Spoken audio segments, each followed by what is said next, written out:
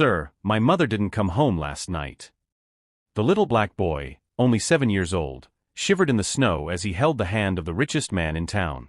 Marcus Coleman, CEO of Coleman Industries, had found the boy crying outside the gates of his mansion during a storm that had paralyzed the city. "What's your name, kid?" Marcus asked, covering the child with his Italian wool coat as they walked toward the car. "Isaiah, sir. Isaiah Washington." The small voice struggled against the biting wind. "My mom works at your factory. She always comes home before breakfast, always." Marcus felt something cold in his stomach that had nothing to do with the weather. Coleman Industries had 17 factories in the region, but only 3 operated night shifts. What if an employee had disappeared without him knowing? "What's your mother's name?" "Diana Washington. Everyone calls her Dee." The name wasn't familiar, but Marcus knew he knew less than 5% of his 15,000 employees. During the 20-minute drive to the chemical processing plant in the industrial district, Isaiah told him how his mother always arrived at 6 in the morning, how she made pancakes on Sundays, and how she had promised never to leave him alone. The factory was operating normally when they arrived.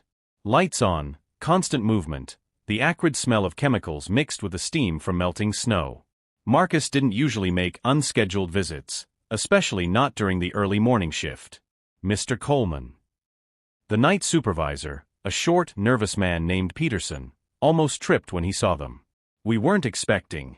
Is there a problem?" "I'm looking for an employee. Diana Washington. Where is she?" Peterson blinked rapidly, looked at Isaiah, then back at Marcus. "Well, sir, there was an incident last night." "What kind of incident?" "She was caught stealing supplies from the warehouse. Expensive chemicals.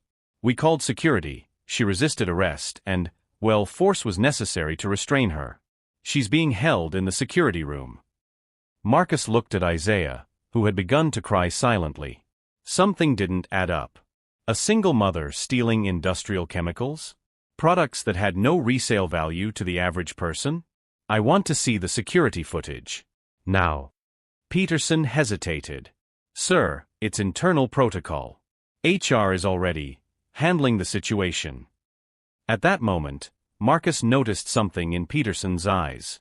It wasn't professional nervousness. It was fear. Fear that something would be discovered. "Peterson," Marcus said in a dangerously low voice, "are you denying me access to my own company's recordings?"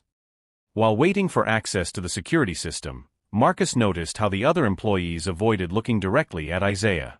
How the supervisors whispered among themselves when they thought he wasn't looking. How everyone seemed to have a well-rehearsed version of the facts about Diana Washington. But what caught his attention most was the gleam in Isaiah's eyes, not from fear or confusion, but from a quiet determination that seemed strange in someone so young. As if he knew something that adults couldn't imagine a child could understand. What none of them knew was that that night in the snow would be just the beginning of an investigation that would reveal systematic racial corruption schemes within Coleman Industries, schemes that would destroy careers, bring down fortunes, and prove that sometimes justice comes through the innocent eyes of those we least expect. If this story of corruption and prejudice has piqued your curiosity, be sure to subscribe to the channel to find out how a CEO would discover that his own company was hiding secrets that would tarnish his reputation forever. The security room smelled of mold and cheap disinfectant. Diana Washington sat in a plastic chair, handcuffs on her wrists, her eyes swollen from crying. But when she saw Isaiah running toward her, something changed in her gaze, a mixture of relief and terror. "Isaiah, my love," she whispered, kissing her son's forehead as the handcuffs jingled. "What are you doing here?" Marcus watched the scene in silence. Something was deeply wrong here. A woman accused of stealing industrial chemicals did not display the defensiveness or nervousness typical of someone caught red-handed. Diana seemed resigned, as if she had been expecting this. "Mr. Peterson," Marcus said, his voice cutting through the cold air in the room, "I want to see the recordings. Now." Peterson shifted uncomfortably among the papers. "Sir, as I said, it's protocol. Perhaps it would be best to let the legal department." "Peterson." Marcus turned fully toward him, and something in his tone made the man take half a step back. "You have 10 seconds to take me to those recordings, or you'll have to explain to the board why you're preventing the CEO from accessing his own company's information." 5 minutes later, in the monitoring room, Marcus watched the recordings from the previous night. What he saw made his stomach churn. Diana was alone in the warehouse, organizing supplies, clearly part of her normal duties.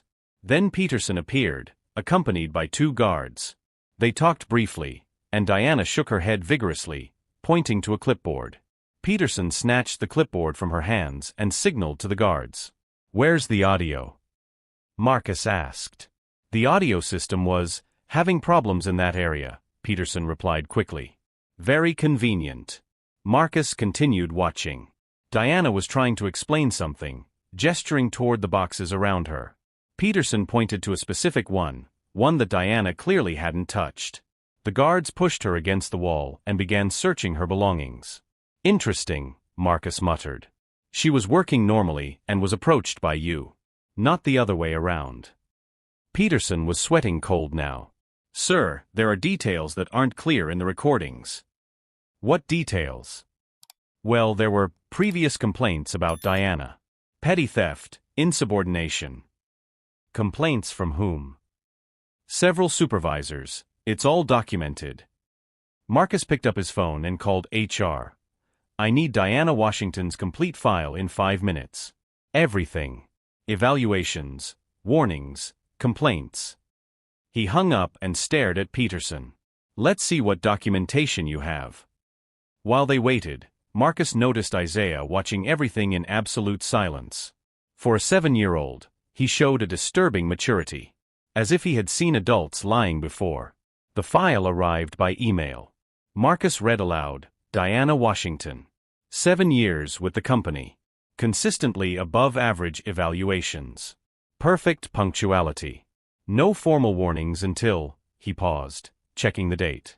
"Until 3 months ago." Peterson cleared his throat.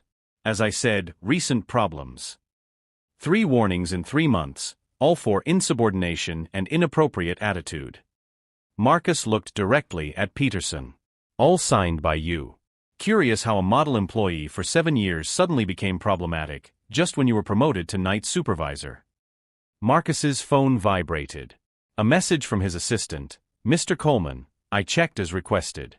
Peterson was hired 4 months ago. He came recommended by the board, specifically by Mr. Hartwell. Richard Hartwell. Board member, known for his subtle comments about maintaining standards in the company." Marcus was beginning to understand the bigger picture. "Peterson, I want you to explain something to me." Marcus showed him the screen of his cell phone. "How does an employee who has never had any problems in 7 years suddenly need to be investigated for theft under your supervision?" Peterson opened and closed his mouth like a fish out of water. "Sir, perhaps we should discuss this in private." "Actually," said a soft voice behind them, "I think Isaiah has something to say about that." Everyone turned around. Isaiah had approached silently, holding a small toy recorder, one of those that children use to play journalist. "My mom gave me this to record stories," Isaiah said, his voice steady despite his 7 years.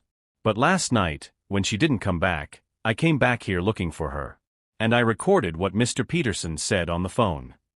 Peterson turned completely pale. Isaiah pressed play. Peterson's voice echoed through the room, "Yes, sir, it's done. The troublesome black woman has been neutralized. As you said, sometimes you have to take preventive measures before they start giving ideas to the others." The silence that followed was deafening. Marcus looked at Peterson, who was trying to find words to explain himself. He looked at Diana, who had closed her eyes as if she could finally breathe. And he looked at Isaiah, who held the tape recorder with the seriousness of someone who perfectly understands the power of evidence. "Mr. Peterson," Marcus said, his voice dangerously calm, "I think we have a lot to talk about. But first, Isaiah, could you tell me what else you know about these preventative measures?" The smile that crossed the boy's face was anything but innocent. It was that of someone who had spent months gathering evidence, waiting for the right moment.